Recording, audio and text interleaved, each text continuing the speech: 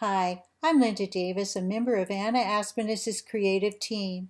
Of all the products that Anna creates, Artsy transfers are my favorite, especially when combined with her ArtPlay palettes.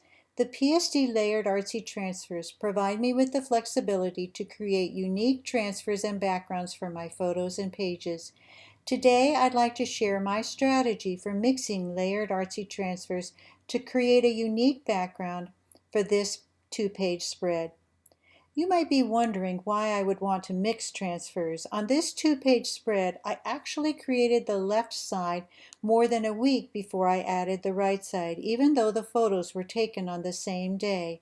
I used ArtPlay Palettes to create the left side with just one photo of my granddaughter playing in the snow that morning.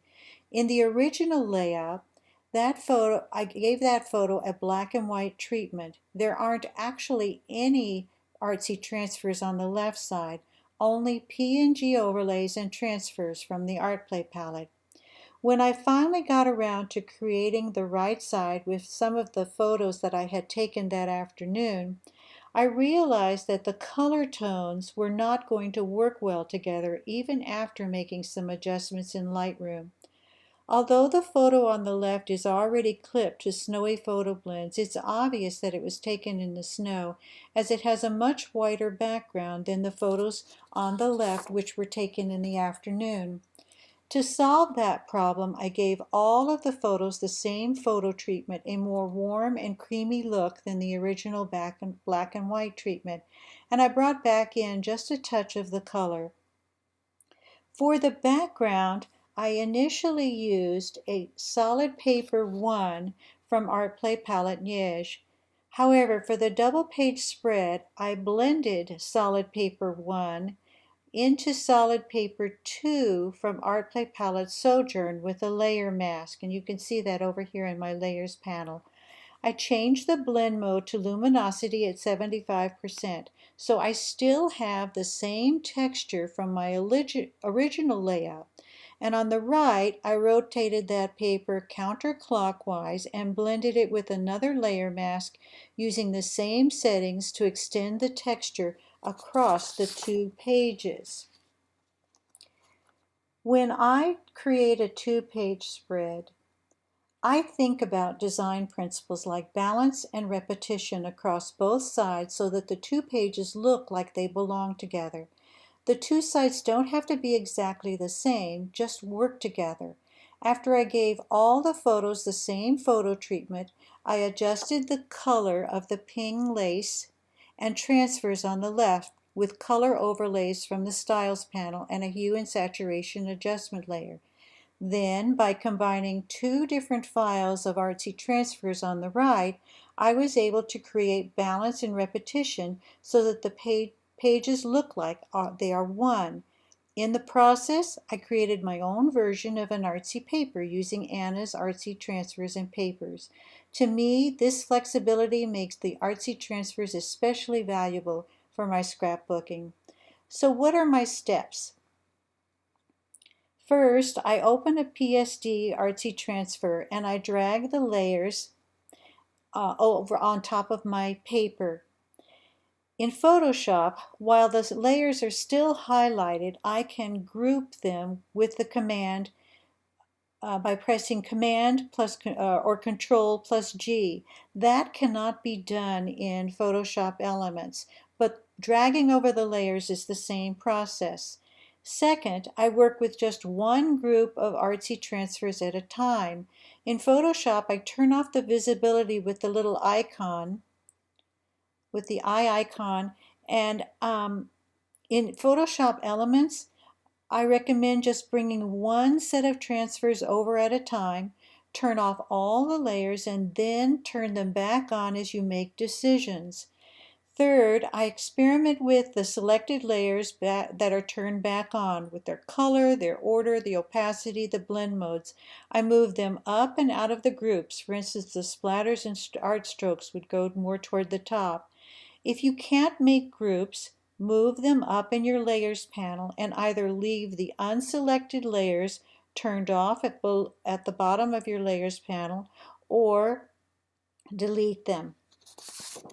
So what does this process look like? For the sake of this video, I have already dragged over the Artsy transfers and numbered the sequence of them that I used. However, I want to give you a rough idea of the process of creating a new transfer. But note, I've already got a white spatter that you can see over here, another spatter that I turned on that I used from Artsy Transfer Neige, a piece of lace that I placed here, and to this I have attached a color overlay, and this I selected the color from the color picker to blend with my photos. I put the blend mode on color and the opacity at 25%. Okay, I have an overlay, and it looks like I need to move that overlay over a little more. I have a brush, and I need to move that over. A tissue texture, and I'm going to move that just a little. And another, this is just an PNG transfer from ArtPlay Palette Neige. I'm going to move it up. And it has a hue and saturation adjustment layer. And if we look at the settings on this, from the preset drop-down menu, instead of default, I chose sepia, and I left the settings just as they are. Okay, and then I have one more texture, and I'm going to move that up just a little, right here. Okay, and this is from the Artsy Layered Template 223. That's my source for the frames and the text box and the basic design that I used. Okay, so let's get started with this. This is my group, and as I said, if you cannot make groups, then just move one group of layers over at a time. I have already numbered the sequence for the sake of time in this video. However, the order they are in here is exactly the order that they are provided for by in Anna's package of transfers. So I'm going to turn it on, and we're going to turn on one layer at a time. There's a texture that I used. I did not use the brown art stroke because I wanted the softer line that the paint provided, nor did I use any of the tape. I did use the stain, which you can see up at the top, and I used the white paint. But on this the white paint, it's a little too yellow for my layout, so I have already selected a color. So what I'm going to do is I'm going to copy and paste that into the color picker. And then I'm going to recolor it by pressing Control Shift Delete. It gives me a little dialog box, and I'm using my foreground color. And you can see that it changes the color tone of that. I did not use the brown paint. I did change the color of the ivory stain so it would blend better with the paint change that I made on the white paint. I'm going to press Control Shift Delete again. On the brown stain, which appears here, I reduced the opacity to about 30%. So let's get that. No, just a little more. There, that's close enough. And I did not turn on the ivory stain. So I'm going to move these up. And think of this as just a long layers panel. I'm going to move these up in my layers panel. And I didn't move it up and up. This one up, this one up, and this one up. Now, as I said, if you have Photoshop elements, you can either delete it or just leave those layers off at the bottom of your layers panel. And I'm just going to move them down at the very bottom of my layers panel. If I want them back on, I can turn them back on. Next, let's work, and while we're working with this, I think I'm going to turn on my photo up here. so that I can see how this is affecting my photo, and I'm going to enlarge it a little because I want to see how what I've got is affecting my photo, and it looks like this one is going to have some effect. So I'm going to use a brush on that layer, and I'm just going to use a soft round brush, and I'm going to, my opacity is about 90%, that'll be good, and I'm just going to add a little more to make sure I don't have her face covered with anything. Okay, the rest looks okay. Now I'm going to turn on Artsy Transfer Neige number 2, and I'm just going to go through the layers again. The lace I want, however, I want it to be more sepia in tone, so I'm going to add another adjustment layer, hue and saturation. I'm going to clip it to the lace. I'm going to choose sepia from the drop-down menu, and then I'm just going to close it. Okay, then I did not use the cross. I did use the art stroke, but I think that art stroke, let me get my move tool back, was more over here. I used the lilac stain, and on the lilac stain I recolored it, and I'm going to cut and paste on that color that I selected as well. No, that's not the color. Let me go back and recopy it. Copy.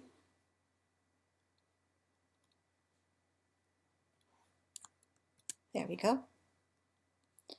And I'm going to recolor by pressing Control Shift Delete. The next one is a transfer to which I added a mask, and you can see I really need that mask because it is affecting the picture. So I'm going to turn it back on by pressing Shift and clicking on the mask, and that worked to get it out of the way. Another stain, and I recolored this stain as well. I'm going to press Control Shift Delete because it has the same numbers. I used another transfer, and this is the line, that soft paint line, and I want that to have a sepia tone as well.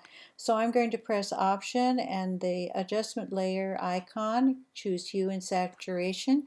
I'm going to clip it to my transfer, and I'm going to choose the sepia preset and close that out. I did not turn on the cream paint, but I did use the stain. Yes. So now what I'm going to do, I'm going to move the layers that I used up. And the art stroke, the lilac stain,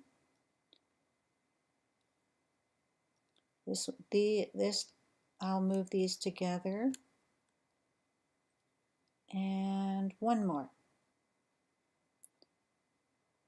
Okay, now I have one layer that I used from the Artsy Transfer Neige. It was a stain, and I'm just going to move that up so it's available. And I'm going to turn these off. And I'm just going to put them at the very bottom. If I want to use them, they're available, but I'm going to just put them at the very bottom of my layers panel, out of the way. Okay, now let's put these in the sequence that I used for this layout.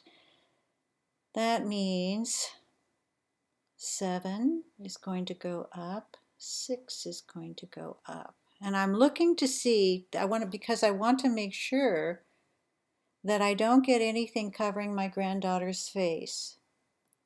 8.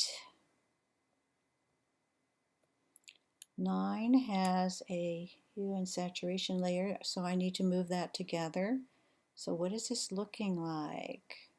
Okay, and 17 would go above 18, 21 would go below 20, 13, and 11 and 12. I'm going to move them up. I have, this is 14, 15, and 16. Oh, I got something that happened in that one. Was that 14? Yes. So I need to make an adjustment on this mask. So I'm going to press B to get my brush back, and I'm going to just take out a little bit of that. Okay? And then I have one more layer. I'm going to move that up.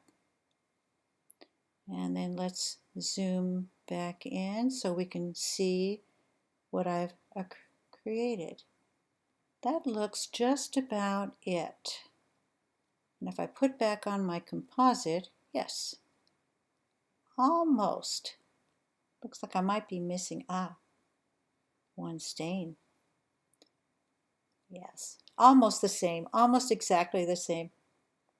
But I hope by making some adjustments to the photos and combining two different PSD Artsy transfers, I was able to unify the photos and create a unique background for my two-page spread. And while it may not be the same, exactly the same, that's kind of hard to do at times. You just have to experiment, and you can play around with the layers, all right, and decide what's going to work, what doesn't work. Make some changes on the masking, change the blend modes if you need to. Whatever you like for your pages. And I hope you found this strategy for working with multiple Artsy transfers helpful. Anna's Artsy transfers are available in her store under Artsy Transfers, and let Anna know if you have any additional questions. Thank you.